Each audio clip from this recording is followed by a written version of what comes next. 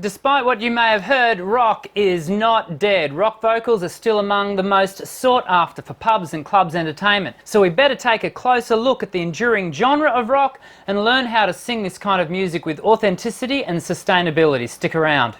Sound check. Check 1, check 2. My Lord, if I die, what will be my reward? If I die, what will be my reward? Have to know, I have to know, my Lord. Have to know, I have to know, my Lord. When should I die? Oh, should I die? Can you show me now that I would not? Hey there friend, my name is Dr. Dan and I'm a contemporary singing voice specialist. So what does that mean? Well, does it mean that I personally can sing every genre known to man? No, it simply means that I have instructed thousands of voices just like yours, people who want to develop their voice and improve their sound. And one of the genres that I teach is rock, which is a good thing because it means I can respond to Aljon's question when he writes, can you make a video about how to sing rock and everything we should know about rock? Can do, Aljon. I hope the following response answers yours and others' questions about rock. The first thing we need to comprehend about rock is there are literally over 100 subgenres of rock. Everything from its birthplace of rock and roll to classic rock through to punk rock. There are the heavier distorted versions including death, thrash and screamo, and even music theatre has been influenced by rock. Take for example the song I sang at the beginning of today's video, Gethsemane from Jesus Christ Superstar, or even the rock musical Jess, I don't know where Jess came from. I guess what I'm wanting us to understand is rock vocals sit on a spectrum of output, from the relatively easygoing 50s Elvis style rock and roll right through to the extreme vocal production of doom, sludge or brutal death metal. Ultimately, the choices you make vocally when singing rock are directly related to the genre you're performing. So as we move forward through today's video, be sure to contextualize the information according to your personal situation. So let's first of all talk about the mechanical setup of the voice for your garden variety rock vocals. Sound check. Rock vocals are predominantly a TA dominant mechanism. Now some people refer to TA dominant mechanism as chest voice sound. This TA dominance is typically taken higher in the vocal range when singing rock than other genres, and it's this big, full, high singing that creates the energy and perceived audible tension that we all love in rock. Now another word you may hear used a lot in YouTube videos that talk about rock is the word compression. This word seems to have originated amongst speech level singing teachers who use it to label the activity of the vocal folds as they come together, an action called adduction. In SLS speak, high compression suggests strong or heavy vocal fold adduction, while low compression indicates weak or light vocal fold adduction. Now, I tend not to use the word compression because semantically I've observed that when singers are encouraged to vocalize with greater levels of compression, they seem to force their sound with too much air pressure, and this in turn leads to vocal constriction.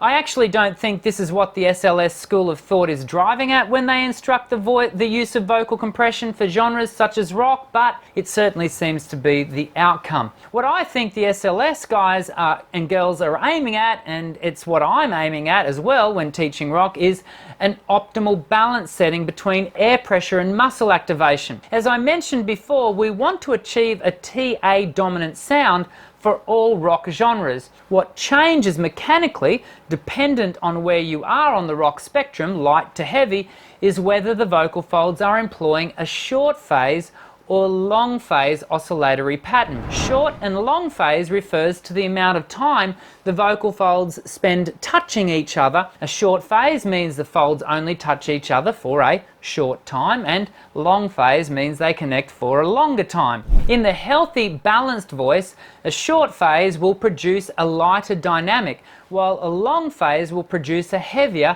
louder dynamic. Combine a long phase adduction with a TA dominance and you have a full-bodied vocal fold at action that produces a big, energetic sound regardless of where the voice is in its range. Look, it's all easier said than done. Despite what some singing teachers might suggest, it can take months, if not years, to achieve that optimal setting of air to muscle ratio. For many of us, our bodies want to force the sound. So before we finish off, let me give you some handy tips when workshopping your rock vocals.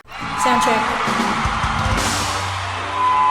The first thing I want you to become aware of is your body's tendency to want to drive or force the sound, especially when you're in your upper register and singing flat out. It's counterintuitive, but I want you to try to resist the urge to push and actually learn to do the exact opposite. As you seek to maintain the energy levels, do your best to shave the air pressure off and allow the voice to sit into a good point of focus. And that brings me to the next tip. Make sure you work on developing twang into your sound. The clear, focused resonance of twang will help you to achieve the balance of air to muscle that I keep talking about. Twang is also a great activity to apply as a straight tone without vibrato. Many rock genres have little, if any, vibrato, so pay attention to how much movement you have in your vocal line. Fourth, learn to distinguish between effort and energy in your singing. I have another video that talks about the difference between the two, so I'll place a link in the notes sections below for you to watch it later. But suffice to say, effort leads to constriction, while energy leads to effortless singing. Finally, when working at the extreme end of rock vocals with my students, I always encourage a habitually healthy, middle-of-the-road technique that is even and sustainable. I never allow my students to orientate their voice to the extreme end and only sing there. All my metal singers learn to sing with a clean, even tone first and then learn to add, by choice, the genre-specific effects such as distorted sound. A good rule of thumb, your voice should always be able to turn a vocal effect on and off at will. If it can't, it's probably living on the edge of vocal wear and tear. Oh, and before we finish, if it hurts, stop. No vocal production should hurt. Singing is not a blood sport, but it can easily become one if you rupture the blood vessels in your vocal folds and cause a vocal fold hemorrhage. Trust me, you don't want to go there. If today's video has been helpful, be sure to leave me a thumbs up. I love making these videos for you guys and girls. If this is the first time you've watched one of my videos, I hope you enjoyed the information and I hope it develops your voice and improves your sound. I'd love you to join me each week here at Voice Essentials by subscribing to the channel and interacting via the comments below. But for now, I'll leave you to rock on. My name is Dr. Dan. Sing well.